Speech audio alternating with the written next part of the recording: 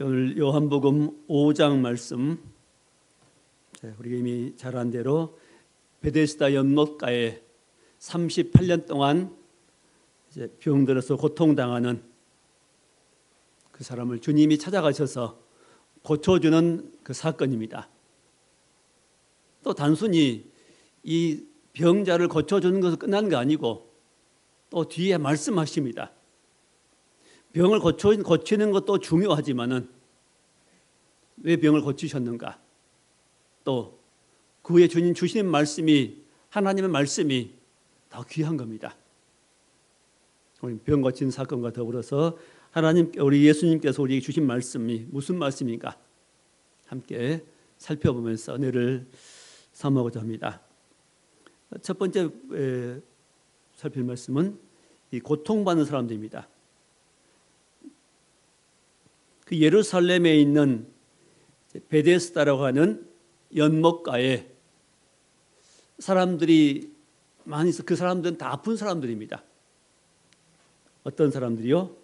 3절에 보니까 그 안에 많은 병자, 맹인, 다리 저는 사람, 혈기 마른 사람들이 누워서 있었다고 했습니다. 근데 거기에 연못가에 행각, 요즘은 정자지요. 그게 하나가 있는 게 아니라 5이 있었습니다. 아마 처음엔 하나를 지었을 겁니다. 그러다가 점점 사람들이 많아지니까 누울 자리가 없습니다. 그래서 누군가가 그 행각을 지었을 겁니다. 또 짓고 부족하니까 또 짓고. 행각을 지어준 사람, 이 사람이 누워서 여기서 지낼 수 있도록 행각을 지어준 사람 마음도 참 좋은 마음을 가진 사람이 있죠. 건강하지 못한 사람을 위해서 행각을 지어줄 수 있는 마음, 아름다운 마음입니다. 연약한 사람을 돌봐줄 수 있는 마음, 좋은 마음입니다. 착한 마음입니다. 우리도 약한 사람 볼 때, 힘없는 사람 볼 때 뭔가 그 사람을 위해서 내가 도와줄 마음을 가지고 있다면 그것은 주님 주신 마음입니다. 가족이 됐건 또 우리 성도가 되었건 우리 주변에 연약한 사람이 있을 때는 그 연약한 사람에 대해서 뭔가 내가 할 수 있는 것, 할 수 한다면은 그건 축복입니다. 하나님께 복받을 일입니다. 좋은 일을 할 수 있다면 하십시오. 기회 주어질 때. 자, 행각 5에 사람들이 가득합니다. 자, 왜 그곳에 사람들이 있었을까요? 가끔 천사가 연못에 내려와서 물을 움직이는데 그때 제일 먼저 움직이는 물 속에 들어간 사람은 어떤 병에 걸렸든지 낫는 일이 있었다는 것입니다. 자, 왜 그런지 모르겠습니다. 하나님께서 하시겠지요. 천사를 통해서. 천사는 괜히 자기가 하는 거 아닙니다. 항상 하나님의 뜻을 받들어서 행하는 것이죠. 아주 특이한 경우입니다. 다른 연못에는 없는, 베데스다 연못에만 나타나는 기이한 현상입니다. 물이 왜 움직였다고요? 천사가 와서 물을 움직였다고 했습니다. 바다에 바람이 부는 것, 파도가 일고 태풍이 일어나는 것, 괜히 그럴까요? 과학적으로는, 과학자들의 설명은 또 다릅니다. 물론 그 설명도 맞습니다. 그 바다를 움직이고 바람 불게 하는 근본은 누구일까요? 하나님이십니다. 하나님께서 천사들을 통해서 움직이십니다. 강력한 토네이도가 왜 일어날까요? 과학자들은 자연현상이라고 말합니다. 그런 하나님께서 그 바람도 주장하시는 겁니다. 이 세상 우연히 된 일은 없습니다. 우리는 하나님을 믿어야 됩니다. 모든 일에 하나님이 계시고 하나님이 개입하시고 하나님이 함께하는 사실을 믿어야 됩니다. 범사에 여호와를 인정하라. 모든 일에 하나님 인정하라는 겁니다. 그리하면 너희 길을 지도하실 것이라고 말씀하십니다. 자, 여기 38년 된 병자가 있었습니다.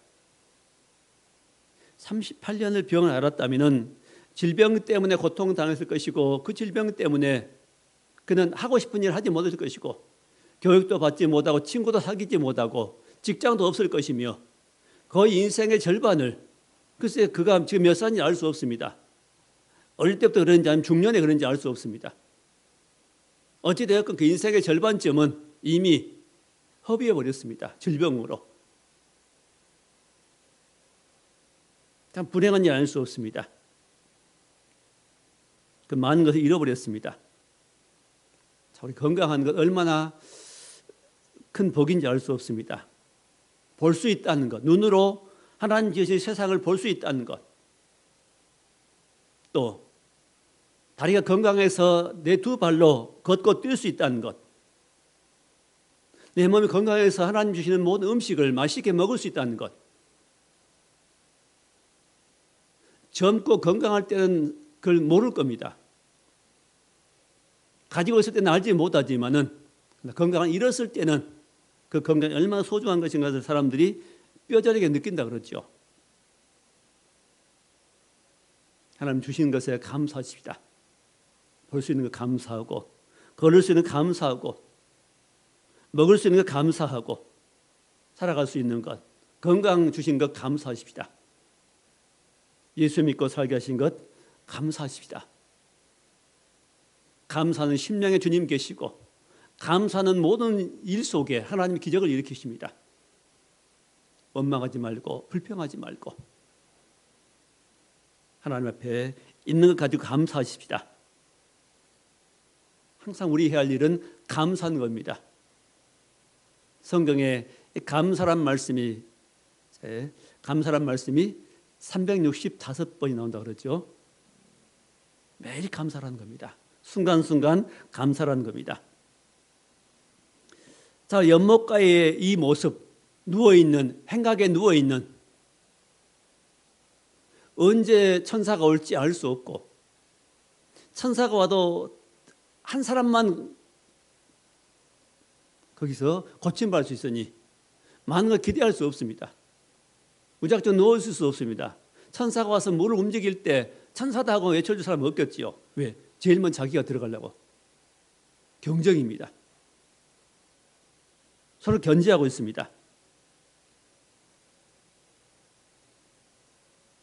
아무도 도와줄 사람이 없습니다.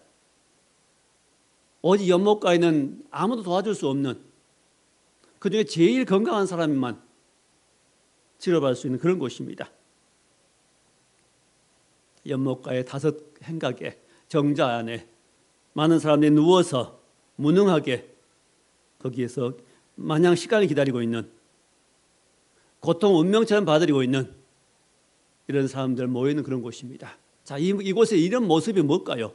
마치 이 세상에 수많은 사람들 하나님을 알지 못하고 살아가는, 고통받는, 절망 가운데 있는, 무능하게 살아가는 모든 인생의 모습입니다. 이게 영적인 모습인 겁니다. 이게 그 모습을 보라는 거죠. 하나님을 알지 못하면 사람들이 무능하게 됩니다. 마음에 힘이 없습니다. 엉뚱한 대로 마음이 갑니다. 죄악으로 갑니다. 관심이 하나님이 아닌 딴 데로 갑니다. 자, 시편 14편 1절에 어리석은 자는 그 마음에 이르기를 하나님이 없다 하느니라. 어리석은 사람 누구라고요? 그 마음 속에 혼자 말합니다. 하나님은 없어. 하나님 없어. 그 마음, 자기 마음 속에 그럽니다. 하나님 없어. 이 사람이 어리석은 사람입니다. 이게 어리석음의 출발입니다. 마음속에 하나님이 없다고 여기니까 자기 혼자라 여기죠, 이제. 근데 반면에 지혜로운 사람은 마음에 하나님을 인정합니다. 입술로도 고백하고, 마음에 믿고, 입으로 시인합니다. 사람이 마음으로 믿고 입으로 시인하면은 구원을 받는다고 말씀합니다. 마음으로 믿으면 당연히 입으로도 말하지요. 하나님 계셔. 그 하나님을 부릅니다. 누구든지 주의 이름 부른 자는 구원을 얻으리라고 말씀합니다. 하나님이 없다고 생각하는 사람과 하나님 계시다고 믿고 부르고 사는 사람의 삶은 완전히 다릅니다. 천국과 지옥 차이지요. 빛과 어둠 차이입니다. 땅과 하늘 차이입니다. 이곳에 모인 많은 연못가에 많은 수많은 사람들의 모습, 그들의 마음속에는 하나님이 아마 없을 것입니다. 뭔만 바라고 있죠? 천사들이 와서 언제 물을 움직일 것인가? 그 순간만 지금 기다리고 있는 겁니다. 어리석은 자가 누구라고요? 그 마음에 하나님이 없다 하고 믿는 사람. 자기만 그런 게 아니라 친구를 만났을 때 하나님 없지? 물어봅니다. 친구가 그래 없어. 맞죠? 맞지? 봐, 없다 그러잖아. 주변 친구들 자기 같은 사람들이 쭉 물어봅니다. 그래 없어. 다 없다 그러잖아. 맞아. 세상 사람들은 어디로 가지요? 그 마음이? 생각이. 많은 사람이 찬성한 쪽으로 갑니다. 진리는 그것이 아니지요. 천 사람, 만 사람이 반대해도 나는 혼자 뭘 믿어야 됩니까? 하나님 계신다고 믿어야죠. 이게 믿음입니다. 핍박받죠. 받고 욕을 먹고 그러죠. 왕따 당하고 그러죠. 우리 많은 사람이 가는 길이 아니라 우리 가는 길은 좁은 길입니다. 생명으로 인도한 길은 좁다 그랬습니다. 반면에 멸망으로 인도한 길은 넓어서 찾는 자가 많다. 이 세상에 많은 사람들이 넓은 길을 선택하고 좁은 길을 가기를 원치 않습니다. 길이 무슨 길이라? 두 가지 길입니다. 하나의 길은 멸망으로 인도하는 길입니다. 그 인도하는 길은 인도해서 마지막 결론은 종착역은 어디라고요? 멸망입니다. 길이기 때문에 그 길은 멸망으로 쭉 따라가면 멸망이 나옵니다. 멸망으로 인도하는 길은 넓고 생명으로 인도하는 길은 좁습니다. 우리 가는 길은 생명으로 인도하는 이 길을 가는 겁니다. 하나님을 찾고 예수를 부르고 기도하면서 하나님의 인도함 따라서 가는 길, 그 마지막은 생명입니다. 그 길을 가자고 함께 모인 모임이 교회지요. 그 부르신 하나님의 부르심에 응해서 함께 모이는 사람들이 성도입니다. 거룩한 무리들이죠. 속된 무리가 아닌 우리는 다 거룩한 무리에 속해 있습니다. 거룩한 무리에 속해 있기 때문에 오늘 또 주 앞에 나와서 함께 예배하는 겁니다. 거룩한 길을 가기 위해서요. 잘 고통받는 사람 중에 주님이 두 번째 이 환자를 찾아오셨습니다. 많은 사람이 있는데 그중에 38년 동안 고통당하고 질병에 고통당한 이 환자를 찾아오셨습니다. 6절 말씀에 예수께서 그 누운 것을 보시고 병이 벌써 오랜 줄 아시고 이르시되 내가 낫고자 하느냐. 병이 오랜 줄 아셨습니다. 몇 년 됐냐 물어보지 않았지요. 예수님은 그 환자를 보자마자 병이 얼마나 된 줄 알으셨습니다. 얼마나 고통했고 고통당했고 그 형편이 어쩐지 아셨습니다. 그 몸의 고통도 아셨고 또 마음의 고통도 아셨습니다. 우리 사람을 우리가 대할 때 가장 중요한 것은 겉모습만 보면 잘못 판단할 수 있습니다. 사람이 항상 뭘 봐야 되죠? 안에 마음을 봐야 됩니다.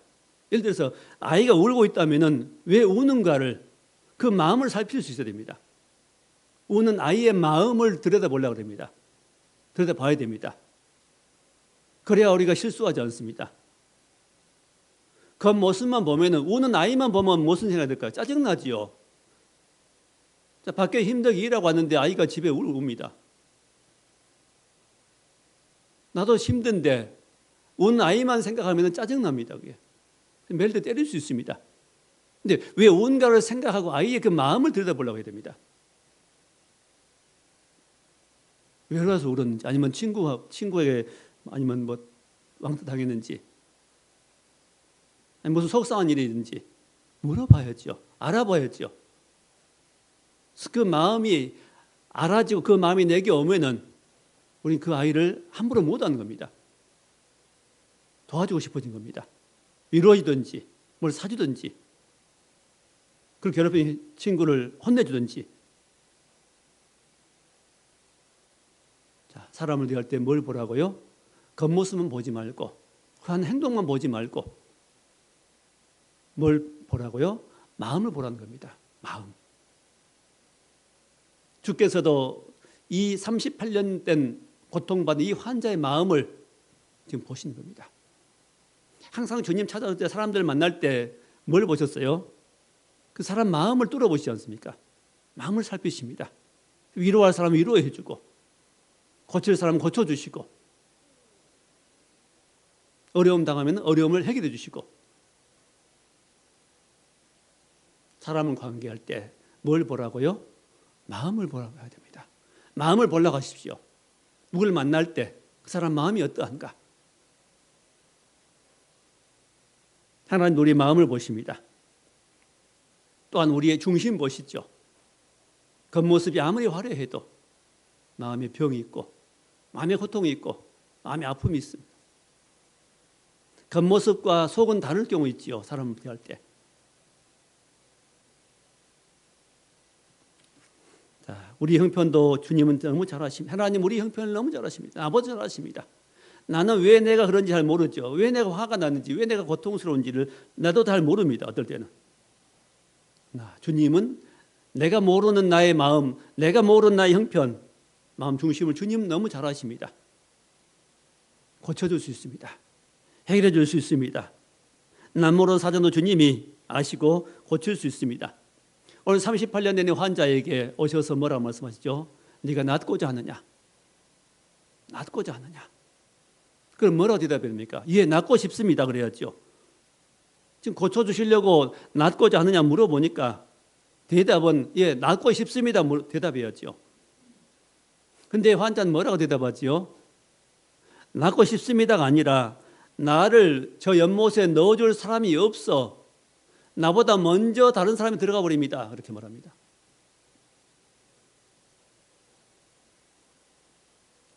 나를 저 연못에 물이 움직일 때 내가 들어가고 싶지만은 나를 저 물에 넣어줄 사람이 없습니다.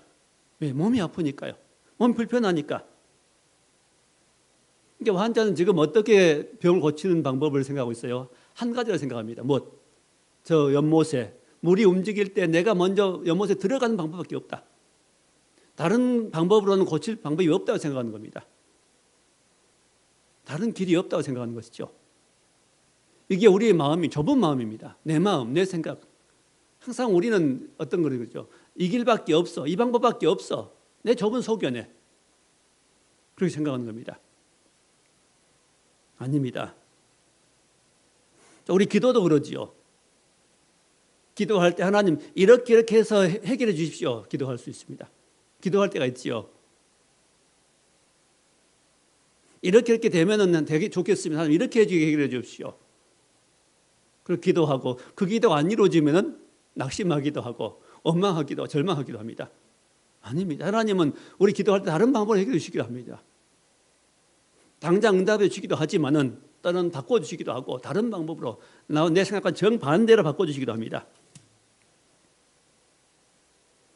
성경 이사야 55장 8절에 보면은 내 생각은 너희 생각과 다르다. 하나님의 생각과 우리 생각은 다르다고 말씀하시고 또 너희 길은 내 길과 다르다. 하늘이 땅보다 높은 것처럼 그러죠. 하늘이 땅보다 높은 것처럼 하나님은 너희 생각보다 높다. 하나님의 길은 너희 길보다 높다고 말씀합니다. 우리는 어떻게 인생을 살아갔냐? 이 여인처럼, 여인이 아니라 이 환자처럼 오직 이런 방법으로만 살아야 되겠다고 생각하는 겁니다. 그리고 정해놓고 그 길이 아니면 다 틀렸다고 하고 아닙니다. 하나님께서는 모든 일에 우리보다 넓으십니다. 크십니다. 하나님의 길은 더 높습니다. 하나님의 마음은 우리 마음과 비교할 수 없습니다. 하나님의 방법은 우리 방법과 비교할 수 없습니다. 그 하나님 인정해야 됩니다. 범사에 하나님을 인정하라고 말씀합니다.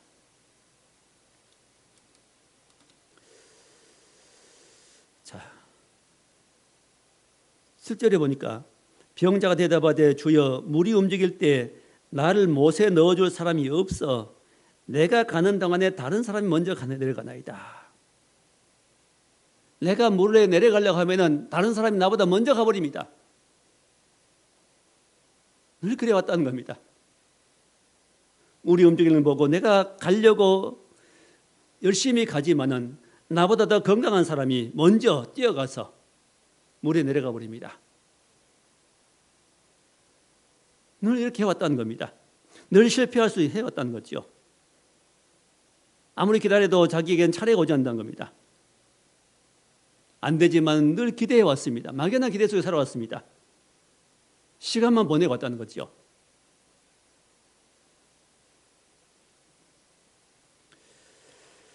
자, 이 사람에게 주님이 말씀하시면 세 번째 말씀이죠. 자, 일어나 내 자리를 들고 걸어가라. 8절 말씀입니다. 예수께서 이르시되 일어나 내 자리를 들고 걸어가라. 자, 첫째 할 일이 뭐죠? 일어나라. 누워있는 자리에 일어나라. 그리고 두 번째는요, 네가 누워있는 그 자리, 네 자리를 들고, 세 번째, 걸어가라. 자, 일어나서 네가 누워있는 그 거적대기 같은 그 깔판이겠죠.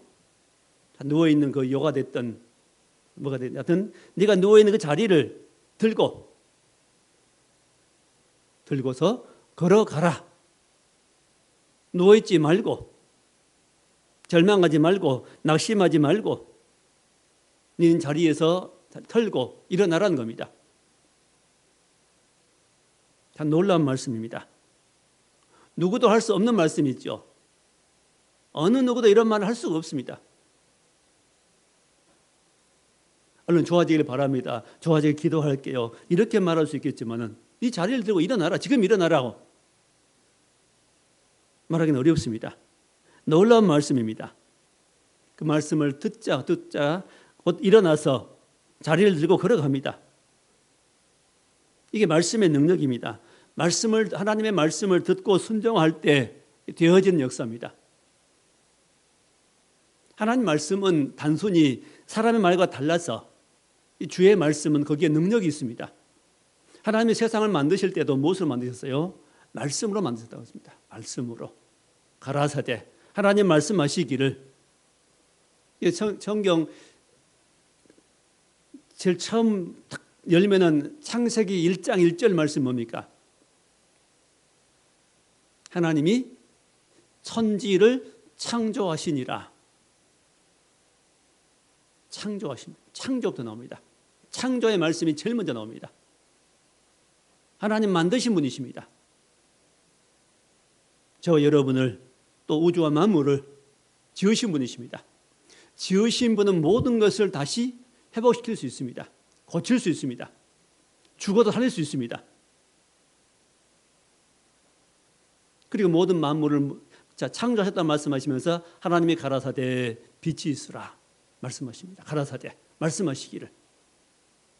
말씀으로 지으셨습니다. 그 말씀을 로고스라고 합니다. 로고스. 말씀. 자, 사람 말엔 능력이 없지만은 하나님 말씀은 능력이 있습니다. 근데 이 하나님께서 내게 주신 말씀을 내가 받아가지고 전하면 그 말씀 능력이 있습니다. 내 말을 전하면 능력이 없죠. 자, 요나가 물고기 뱃속에 들어갔다가 회개하고 나서 니느웨로 가지요. 니느웨 성에 가서 누구 말 전하지요? 자기 생각을 전한 거 아니라 하나님 말씀을 전합니다. 니느웨 성이 거의 멸망할 때 회개하라고 말씀을 전합니다. 누구 말씀이죠? 하나님의 뜻을 전했죠. 하나님의 뜻을 전하니까 니느웨 왕으로부터 온 백성 짐승까지 다 물도 먹지 않고 금식하면서 회개합니다. 누구 말 전하니까? 하나님 말씀 전하니까 그렇습니다.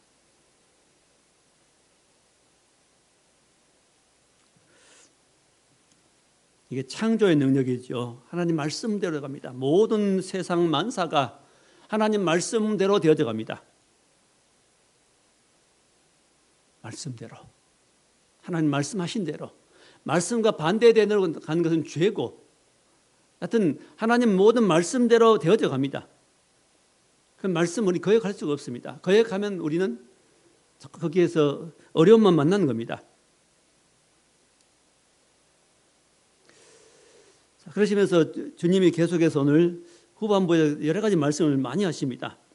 그래서 몇 가지만 살펴보겠습니다. 24절에 보니까 내가 진실로 진실로 너희에게 이르노니 내 말을 듣고 또 나 보내신 이를 믿는 자는 영생을 얻었고 심판에 이르지 아니하나니 사망에서 생명으로 옮겼느니라. 내 말을 듣고 나 보내신 자를 믿는 자는 영생을 얻었다. 자, 영생 얻는 조건이 뭐라고요?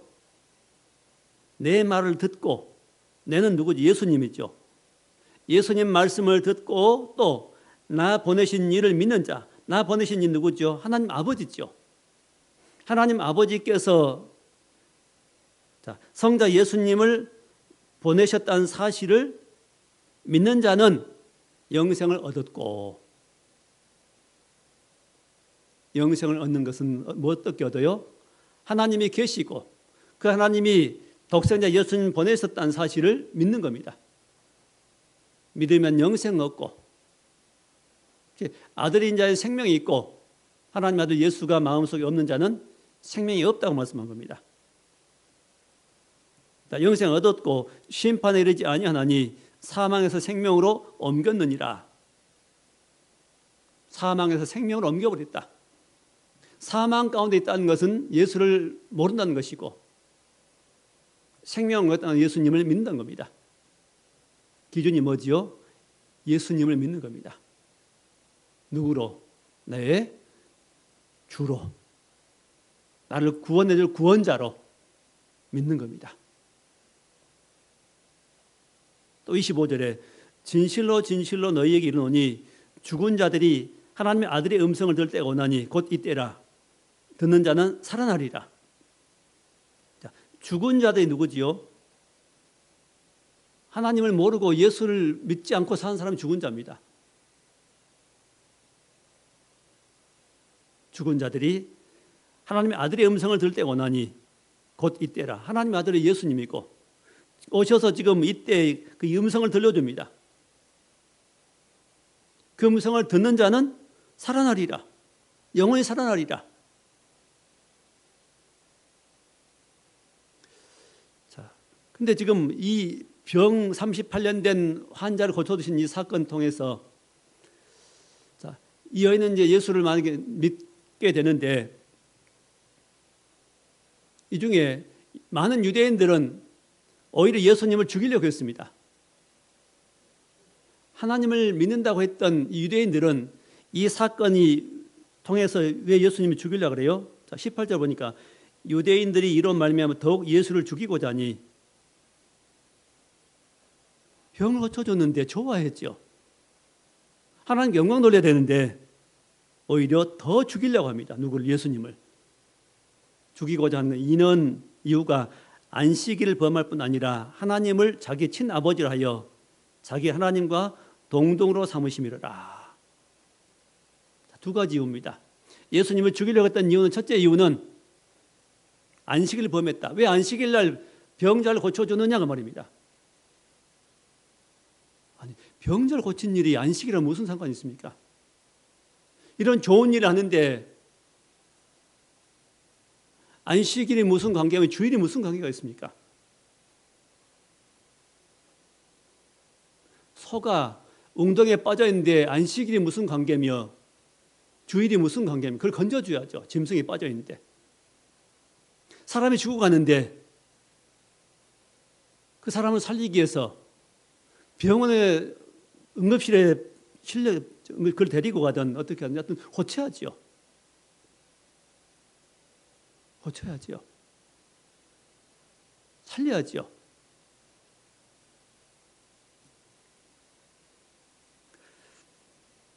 자, 안식일을 범했다 해서 예수님 죽이려고 했고, 또 하나는 예수님이 자기를 하나님과 동등됨을 삼았다. 자기의 친아버지라고 했다. 친아버지가 아닌데 친아버지라고 했다 해서 예수님을 죽이려고 했습니다. 예수님을 안 믿는 거죠. 예수님 아버지가 보내신, 하나님 아버지가 보내신 아들이라고 여겨야 되는데, 믿어야 되는데 그 사실을 믿지 않았습니다. 그러면 그들에게는 믿음이 없고 그들은 영생을 얻지 못하는 겁니다. 그 마음속에 누가 없어요? 하나님 아들 예수가 없습니다. 하나님 아들 예수님이 있는 사람은 생명이 있고, 하나님 아들 예수가 마음에 없는 사람은 생명이 없습니다.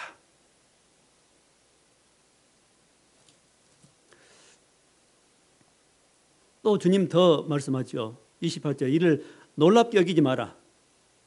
28절에 무덤 속에 있는 자가 다 그의 음성을 들을 때가 오나니, 심지어는 무덤 속에 있는 자도 음성을 들을 때가 온다.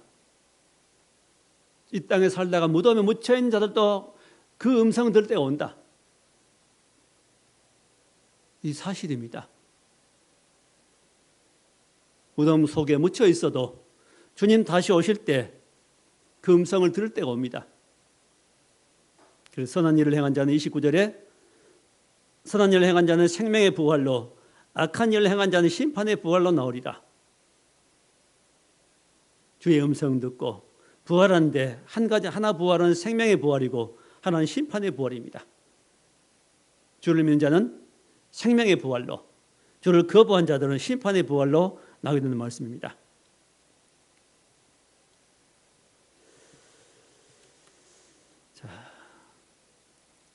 또 39절 말씀 보십시다. 너희가 성경에서 영생을 얻는 줄 생각하고 성경을 연구하거니와 이 성경이 곧 내게 대하여 증언하는 것이니라. 성경에서 영생 얻는 줄 생각하고 성경을 연구한다. 누가? 너희가. 지금 이 말씀하실 당시에는 이 신약 성경이 아직 이렇게 기록되지 않았습니다. 그럼 당시의 성경은 뭘까요? 구약 성경이겠죠. 성경에 영생을 얻는 줄 생각하고 성경을 연구하거니와 이 성경이, 곧 구약 성경이 내게 대하여 증언하는 것이니라. 구약 성경은 예수님에 대해 증언한 것이다. 예수님에 대한 증언입니다. 가장 중요한 증언은 예수 그리스도에 대한 증언입니다. 오실 예수님이죠. 성경에는 무려 그 예언의 말씀이 456회나 증거되어 있습니다. 명확하게, 확실하게, 분명하게 여러 군데 반복해서 증거하고 있습니다. 예수님이 오신다. 어디에 오실 것인가? 어떤 모습으로 오실 것인가? 와서 무슨 일을 할 것인가? 어떤 모습으로 돌아가실 것인가? 어떻게 부활하실 것인가? 왜 오실 것인가가 증거되어 있습니다. 근데 그 오실 예수님에 대한 것은 다 믿지 않고 정작 그 예수님이 약속하신 예수님 오셨는데, 구약에 약속하신 대로 예수님이 베들레헴에 탄생하셨고 갈릴리에서 자라시고 십자가에 못 박혀지고 부활하시기 위해 오셨는데, 오신 예수님을 사람들이 영접하지 않습니다. 배척하고 죽이려고 합니다.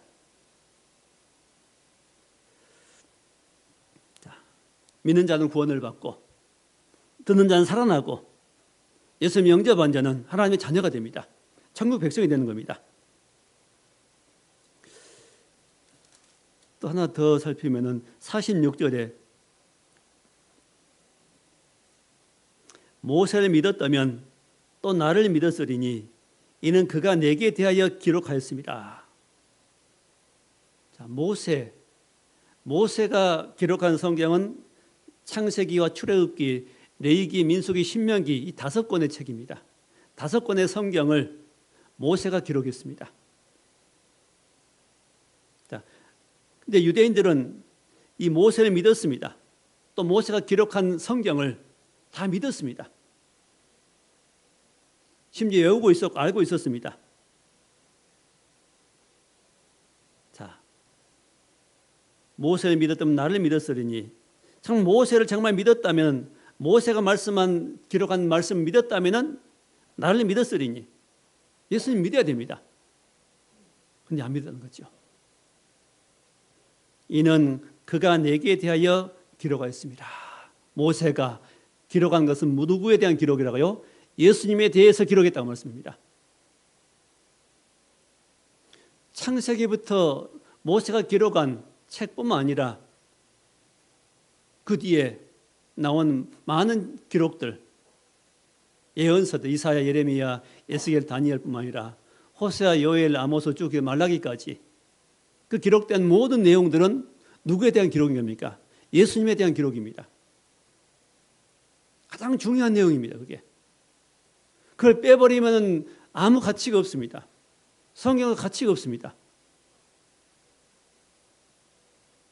구약 성경의 내용은 오실 예수님이고, 신약 성경의 내용은 오신 예수님입니다. 예수님이 주인공입니다. 이제 우리가 믿어야 할 예수님은 다시 오실 예수님입니다. 자, 예수님은 성경에 약속하신 대로 오셨고, 죽으셨고, 부활하셨고, 다시 오실 것입니다. 예수 믿으면 구원을 받습니다. 예수 믿으면 고침받고 치료받습니다. 마음이 치료받고, 몸이 치료를 받고 회복이 됩니다. 예수 믿으면 해방이 됩니다. 해방되죠. 죄에서, 내게서 해방되고, 세상에 해방되고, 운명에 해방되고. 오늘 여기 이 환자처럼 예수님이 가서 말씀 전하니까 그 말씀 듣고 순종하니까 그대로 헤어집니다. 일어나서 내 자리를 들고 걸어가라. 일어나서 내 자리를 들고 걸어가라. 자, 이 모습은 불신자들 모습뿐만 아니라 이 시대의 많은 성도의 모습이기도 합니다. 우리 모습이기도 합니다. 우리 어떤 부분 이런 모습이 있어요. 일어나서 걷지 못하고 움직이지 못하고 어떤 부분 난 할 수 없어 하고 난 무능해 하고 운명처럼 것을 무능 운명처럼 받아들이고 그 부분을 할 수 없는 것처럼 누워있는 앉아있는 우리의 모습일 수 있습니다. 주님 말씀하십니다. 거기 앉아있지 말고 무능함에 잡혀있지 말고 일어나서 걸으라는 겁니다. 일어나라는 겁니다. 주님 말씀하십니다. 오늘 저와 여러분의 말씀하십니다. 일어나라는 겁니다. 예수 이름으로 기도하고 예수 이름 부르고 주님 부르고 나는 할 수 없지만 주님께서 할 수 있습니다. 주님이 함께 하시면 할 수 있습니다 하고 고백하라는 겁니다. 사람들은 우리 문제를 어떤 일을 도와줄 수 없어도 주님 모든 걸 할 수 있습니다. 우리는 참 모든 부분이 연약하고 부족합니다. 그러나 주님이 도우시면 다 할 수 있습니다. 빌립보서 4장 14장 13장의 말씀대로 내게 능력 주신 자 안에서 내가 모든 것을 할 수 있느니라. 누구 안에서요? 내게 능력 주시는 주 안에서, 주 예수 안에서 우리는 모든 걸 할 수 있습니다. 하나님은 저와 여러분을 도와주셨고 또 도우실 수 있습니다. 앞으로 도와주실 것입니다. 계속해서 천국에 이를 때까지 우리를 도와주십니다. 모든 부분에 도와줄 수 있습니다. 이러면 하나님 안 도와줄 거야 생각하지 말고 미리 그렇게 하지 말고 오늘 환자처럼 한 가지 방법만 갖고 있지 말고 내 방법대로만 해달라고 하지 말고 그것만 기대하지 말고 하나님의 생각은 내 생각보다 높고 하나님의 길은 나의 길보다 높음으로 나보다 크신 하나님, 나보다 높으신 하나님 그분을 인정해드리고 범사 여호와를 인정하면서 예수님이 나의 주라고 고백합시다. 내 인생의 주인입니다. 예수님 내 가정의 주인입니다. 내 몸의 주인이고 내 마음의 주인이십니다. 고백드립시다. 예수를 나의 주로 삼고 그 주의 인도함 따라서 순종함으로 나아가는 승리하는 저 여러분의 삶이 될 수 있기를 주의 이름으로 축원합니다. 기도하겠습니다. 하나님 감사합니다. 우리는 이 환자처럼 약하지만은 그러나 주님이 계시기에 나를 도우실 주님이 계시기에 감사드립니다. 그 주의 이름으로 우리가 모든 걸 할 수 있음을 믿습니다. 내게 능력 주신 자 안에서 내가 모든 것을 할 수 있음을 믿습니다. 주 안에 있게 하심을 감사하고 주 예수를 주로 믿게 하신 것을 감사합니다. 이 예수님을 나의 주로 삼고 내 가정의 교회를 주로 삼고 이제는 예수 이름으로 일어나 걷고 뛰며 승리하는 우리 삶이 되도록 축복해 주옵소서. 예수님 이름으로 감사하며 기도하옵나이다. 아멘.